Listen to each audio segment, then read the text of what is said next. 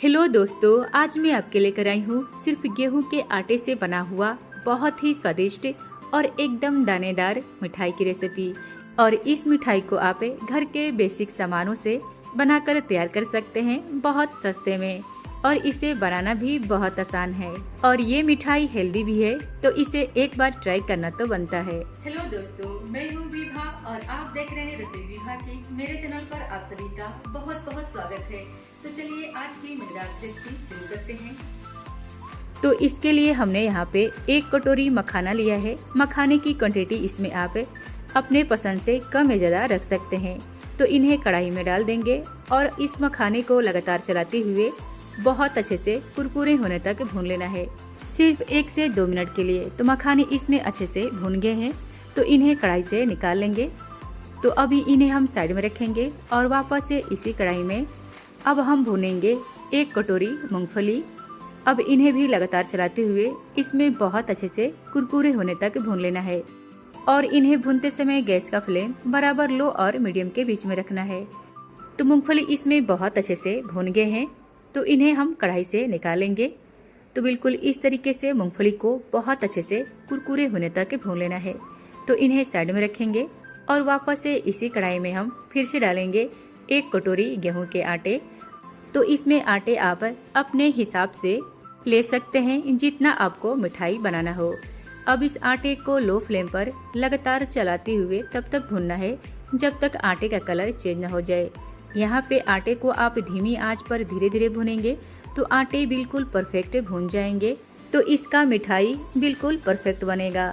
आटे को धीमी आंच पर धीरे धीरे भुनना है। तो यहाँ पे इस आटे का कलर आप देख सकते हैं, इसका कलर बिल्कुल क्रीमी कलर में आ गया है। तो इस आटे को बिल्कुल इसी तरीके से भुनना है और इस आटे में से बहुत ही बढ़िया खुशबू आ रही है। तो अब इसी के साथ हम सारे आटे को कढ़ाई से निकाल लेंगे। ये देखिए आटे बहुत ही अच्छे से भुन गए हैं। तो चलिए हम वापस से फिर से इसी कढ़ाई में डालेंगे 4 से 5 चम्मच पानी। और अब इसमें हम डालेंगे गुड़। तो यहाँ पे हमने 1 कटोरी से थोड़ा सा कम गुड़ लिया है। जिस कटोरी से हमने आटे लिया है और मूंगफली लिया है, उसी कटोरी से इसमें हम 1 कटोरी से थोड़ा सा कम गुड़ लेंगे। पर 1 कटोरी आटे के लिए इतना गुड़ काफी है।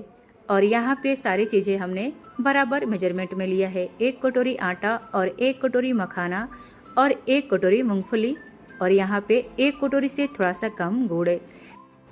इस मिठाई को बनाने के लिए एक ही कप या कटोरी से इसका मेजरमेंट करना है। और इस गुड़ को लो फ्लेम पर लगातार चलाते हुए इसमें अच्छे से मेल्ट होने तक पका लेना है। गुड़ जहाँ पे पिघल जाए बस वहीं पे गैस को बंद कर देंगे। गुड़ को इसमें पकाना नहीं है। तो गुड़ इसमें अच्छे से मेल्ट हो गया है, तो इसी के साथ गैस को बंद कर देंगे। और यहाँ पे भुना हुआ मूंगफली से हमने छिलके निकाल लिया है, तो इस जार में डाल देंगे और साथ ही इसमें डालेंगे 2 इलायची। अब इन्हें ग्राइंड करके बिल्कुल फाइन पाउडर तैयार कर लेंगे। तो यहाँ पे मूंगफली का बिल्कुल फाइन पाउडर तैयार हो गया है।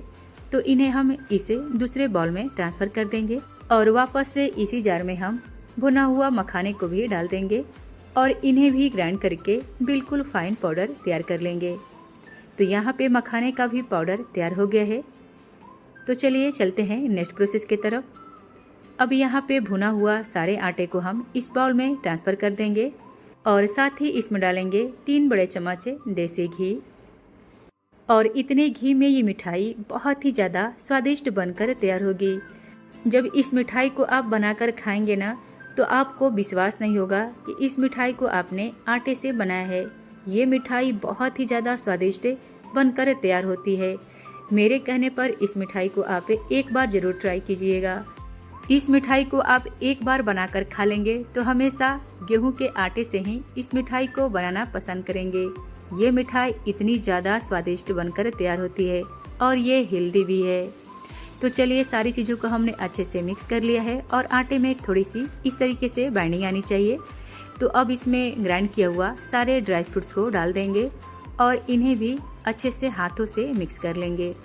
हमारे घर में ये मिठाई सबका फेवरेट है। जब भी मैं इस मिठाई को बनाती हूँ और कितना हूँ बना दूँ कम ही पड़ जाता है। तो यहाँ पे सारी चीज़ों को अच्छे से मिक्स कर लिया है। तो अब इसमें हम डालेंगे आलमंड्स, काजू और किशमिश। इन्हें हमने थोड़े से घी में भून लिया है। तो इन्हें भी थोड़ा सा अच्छे से मिक्स कर लेंगे। और इस मिठाई को आप 1 से 2 महीने तक स्टोर करके खा सकते हैं। जिस डब्बे में आप इस मिठाई को रखेंगे उसका ढक्कन टाइट हो और इस मिठाई में हवा पास नहीं होनी चाहिए। तो सारी चीज़ों को अच्छे से मिक्स करने के बाद अब इसमें हम गुड़ के सिरके डाल देंगे और इन्हें अच्छी तरीके से मिक्स कर लेंगे। यहाँ पे गुड़ के सिरके बनाने के बाद अगर इस मिठाई को बनाने में थोड़ी सी लेट हो जाए और आपका गुड़ का जो सिरका है ठंडा होने के बाद थोड़ा सा गाढ़ा हो जाए, तो यहाँ पे आपको घबराना नहीं है।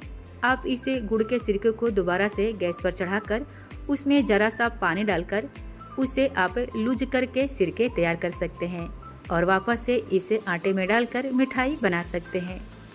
तो सारी चीज़ों को बिल्कुल इस तरीके से हाथों से बहुत अच्छे से मिक्स कर लेना है।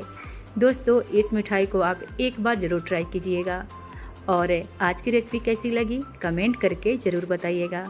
और अगर आप मेरे चैनल पर नए हैं तो चैनल को सब्सक्राइब करके जाइएगा। तो सारी चीज़ों को अच्छे से मिक्स कर लिया है, तो सबसे पहले हाथों को घी से थोड़ा सा चिकना कर लेना है। तो चलिए अब इसके हम छोटे छोटे लड्डू बनाकर तैयार कर लेंगे। इसे बहुत अच्छे से चिकना करते हुए लड्डू तैयार कर लेना है। तो ये देखिए, तो बिल्कुल इसी तरीके से हम सबको लड्डू बनाकर तैयार कर लेंगे।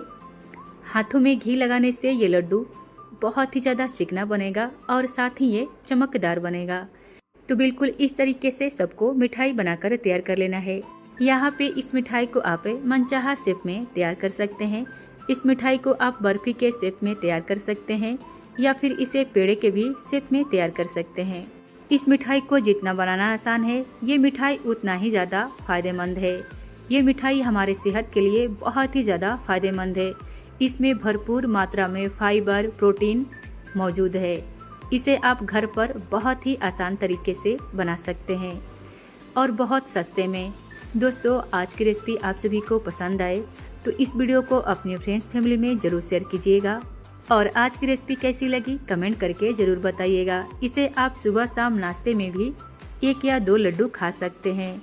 बाजार के महंगी मिठाइयों से बेहतर है कि आप इस मिठाई को घर पर बनाएं और एंजॉय कीजिए।